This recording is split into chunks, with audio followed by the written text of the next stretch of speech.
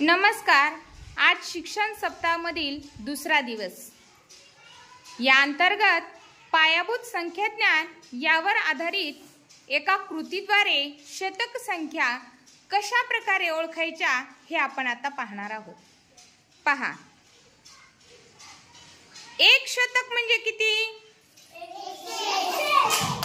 2 शतक, 3 शतक, 4 शतक, 5 शतक, 6 शतक, 7 शतक, 8 शतक, 9 शतक, 10 शतक, 1000। छान, तुम्ही छान प्रकारे ओळखलात। आता मी तुम्हाला न सांगता मी फक्त बोटांनी दर्शवणार आहे।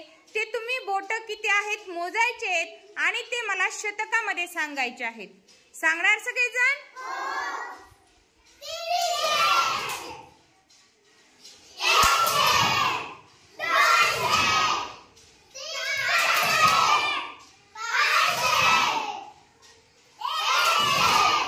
छान। या पद्धतीने तुम्हाला कुठल्याही पण शतक संख्या वाचन करता आल्या पाहिजेत। तसेच जेव्हा आपण तीन अंकी संख्या वाचन करतो किंवा लेखन करतो त्यावेळेस आपल्याला या शतक संख्या माहित असणं खूप गरजेचं असतं।